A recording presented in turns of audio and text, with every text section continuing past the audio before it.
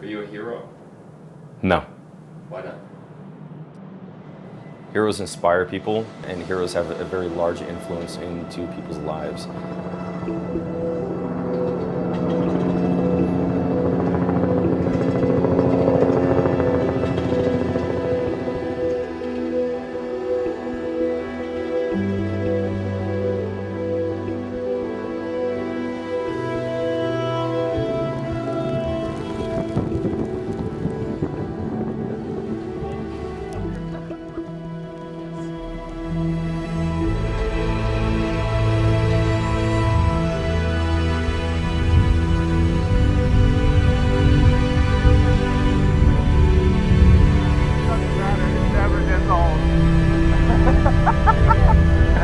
Riding in a helicopter never, ever, ever, ever gets old, Dad.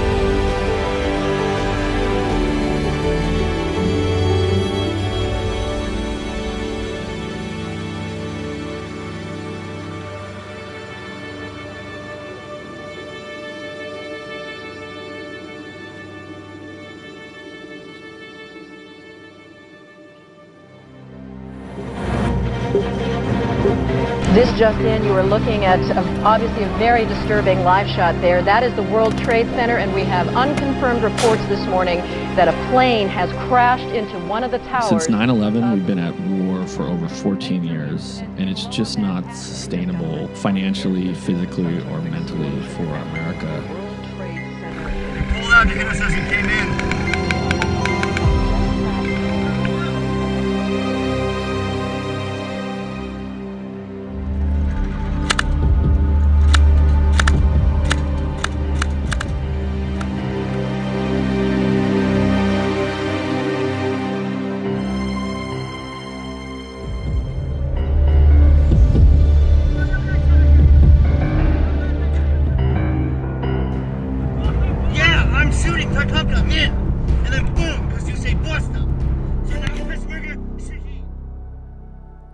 September 11th was a catalyst for me joining the military. I joined the Army in early 2003.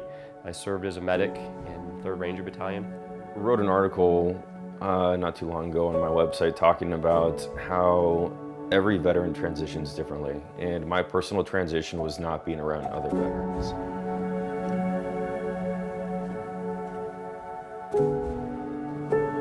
We talk about it as using the mountains as therapy. Having been, a guy that's transitioned out of the military and seen, the good and the bad and the ugly of the VA healthcare system, and been prescribed like 10 different, pills and medications, and wondering myself, like, are they even cross-checking all this stuff?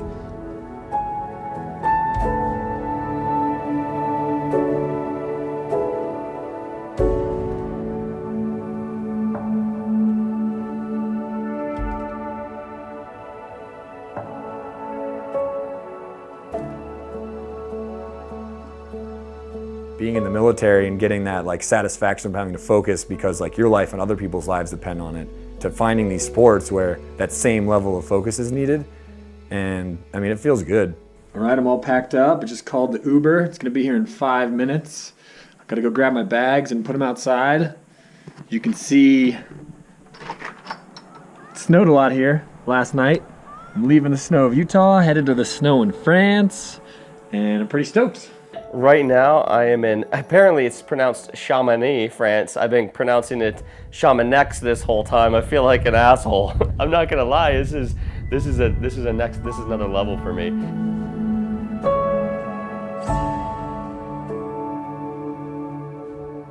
Reminds me a lot of the towns I grew up in British Columbia, and just these hardcore mountain ski towns. It's just this incredible little French town where you can tell people are getting after it.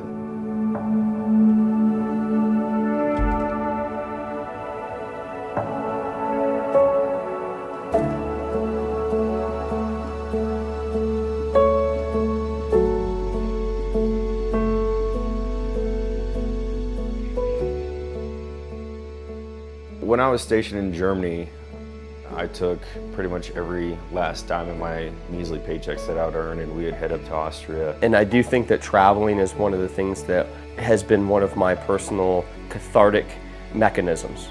It's been very healing for me to go and explore different cultures, and so, you know, I guess I'm well versed in being in uncomfortable situations in places that I've never been before, and around people who I haven't met before. So that definitely, I think that was one thing that maybe played to my advantage on this particular trip.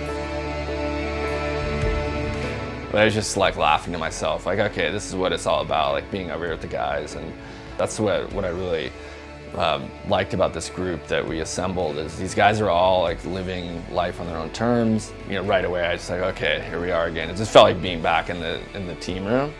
The stories and the banter that continue just kind of bring you back to that kind of military environment that you miss a little bit.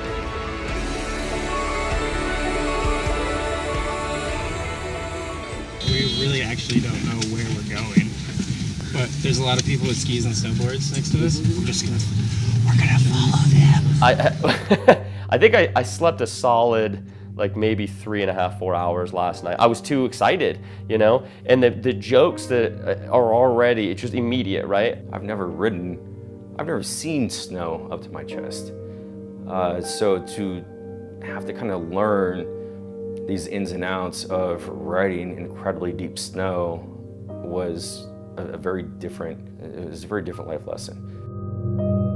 Although I've never served in the military, I understand that there's a lot of camaraderie amongst the men who have, and the women, of course. But with these guys in particular, being in the upper echelons of the special operations divisions, you know that these are guys who know how to work well, they know how to communicate. They also move with a deliberate sense of purpose that most people are unaware even exists. Isaiah Burkhart, I had the honor and privilege of being his medic on my last deployment in Iraq, and that was a pretty gnarly deployment, even as far as Ranger deployments go. I think we conducted around 100 direct action missions in a 90-day period, going after a lot of high-value targets. And it's interesting the amount of camaraderie that is stitched into the fiber of your being in those types of situations. So these experiences, you know, they can damage you. They can make you feel feelings that you never thought you could feel before. And well, then I went into another career afterwards, and I'm a firefighter paramedic, and I've also seen some stuff that, and had been on calls with people, and my job is to help people stay alive. That's my job. It's kind of a total 180 from my job as a sniper before. I would go from hunting people to protecting people. Yeah, since leaving the military, it has not been an easy thing to replace, and I haven't really. You kind of have to just go out on your own and, start from scratch, and survive. A lot of guys don't. That's the shitty thing. Like they don't find a way to replace it, and they struggle. So for me, yeah, sports have been a way to replicate some of the intensity of the military. Another way to deal with issues, whether you have problems with post-traumatic stress, using the outdoors as a therapy and a way to be stoked, and another tool to overcome any issues that you have in life, and to share that with a group of dudes that are extremely stoked to be here, very competent in the mountains. It's just a really cool project.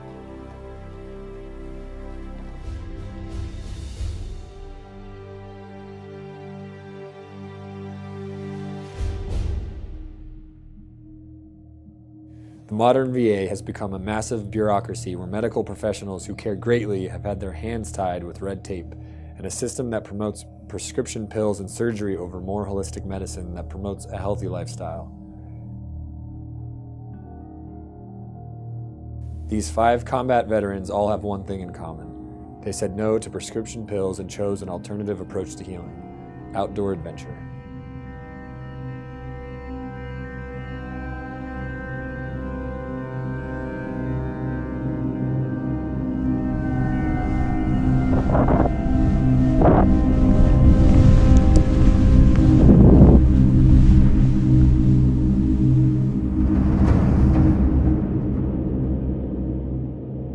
Special operations community, we're big on leading by example. So Big Mountain Heroes is our example of saying, look, here we are, 5 guys, all leading very different lives, but connected through our service to this country and connected to each other through the love of the outdoors and the fact that we all use the outdoors as a way to release and deal with issues, and it can be very healing. You get a little sweaty, like, whew, you know, you'd be ready to go, and it's like, yeah, you're dropping in, and it's this feeling that you get, this almost like ethereal feeling in your, like almost in your soul of like, this is what humans were here to do, is like, I'm here to enjoy what I have around me, not destroy it. Yeah, dude. It's still good here. Yeah, I know. Alright, fine.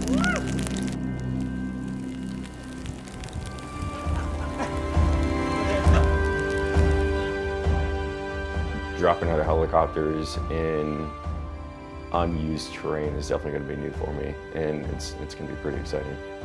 We're in Switzerland, about to have the time of our lives. I've never had an issue on a helicopter. Hopefully today's not the first In a time. different environment, get to ski on a glacier, that's rad. You don't get to do that a lot, you know, in the States.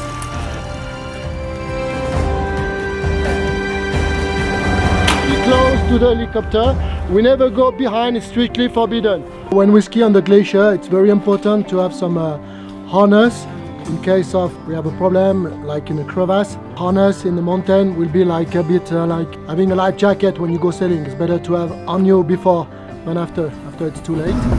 It's funny, like the collective helicopter experience of this particular group is pretty advanced. Yeah, I probably been on a helicopter like 1,500 times. Only like 1,500 or so.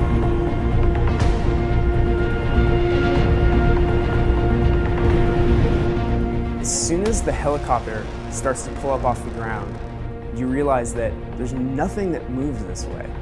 Generally, to leave the ground, you have to be going really fast.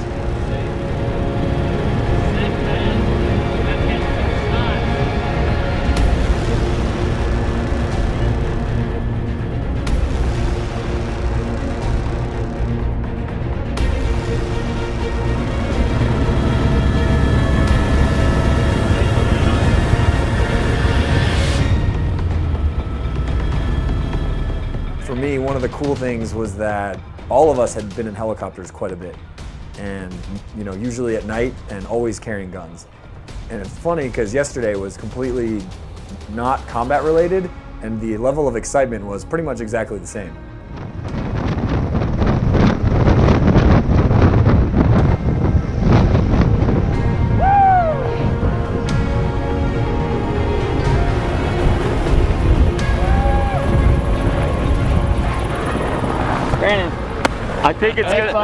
I think it's gonna be a good day. So now, as we're on the landing spot, you put quickly your skis on and we move until there. 50 meters. Okay. As quick as you can, okay? There's another one arrived. Everybody had such a good outlook on the entire situation that it was impossible to have a bad outlook on it personally. So it motivates you. You know, as a sniper later on in Afghanistan, I've flown around many mountains, but to just be in that environment and like choppering in to the big Alps and just being super stoked to just ski down this incredible mountain terrain was an incredible experience.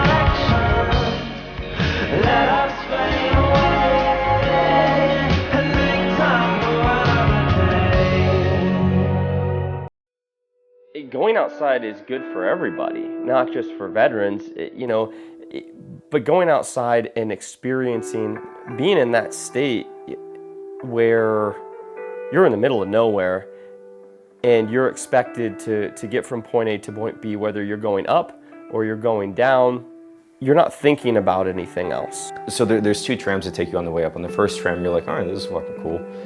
But then on the second tram, you really get a good scope of how small you are as a human. We really, truly aren't shit in the grand scope of the world. But looking over the bridge and looking over these crevasses and these cliffs and seeing that you're truly in the highest point of Western Europe was kind of daunting and it was intimidating. And it really, second and third most emotional experiences I've ever had in my life. I don't know that it's ever something I could actually put into words.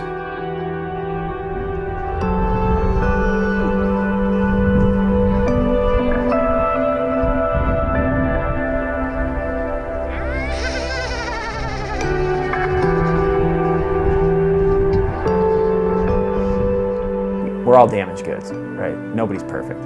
Everybody's got, bad stuff, made poor decisions, seen stuff maybe they never want to see again. But there's ways that you can heal that, or at least help the healing process. And I think that, these outdoor activities and adventure in general, it's a healing process. And, you'll never be fully healed, but that's why I keep going outside, right? Because I want to just keep it's like every time I go outside, I put one more stitch in the wound. And I may never stitch it all the way up, but at least I'm trying and I'm learning. And I think that there's a lot of people out there that could do the same thing that don't realize that maybe that could help them too. Stop it! Woo! Rule 1, have fun. Huh? Looks like you got a little face shot going on. Dude, I got probably 10 just deep, like waist deep hard cars on that run. There's so much fresh powder, dude. It's like, even if you go down, who gives a shit? Oh man.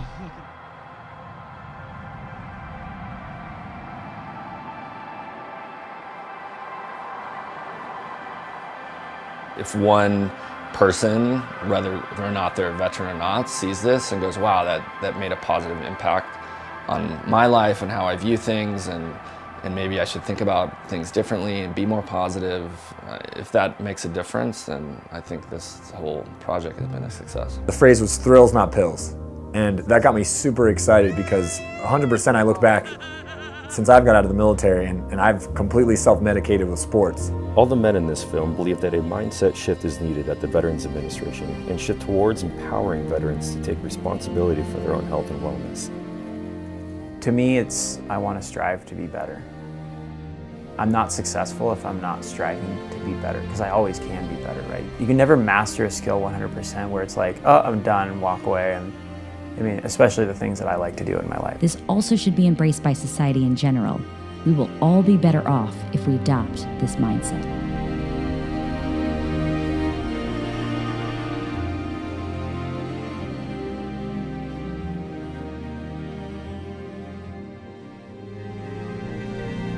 I think happiness is the key to success.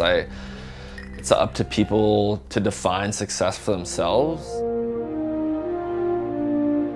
And I don't use that term self-medicated in a bad way, but I mean, like, we all have pain we're trying to process one way or another, whether it's family or work, military experience. Like, trauma is part of life, and you have to have things you use to process that trauma. And for me, the outdoors is one of the healthiest ways you can alleviate some of that pain.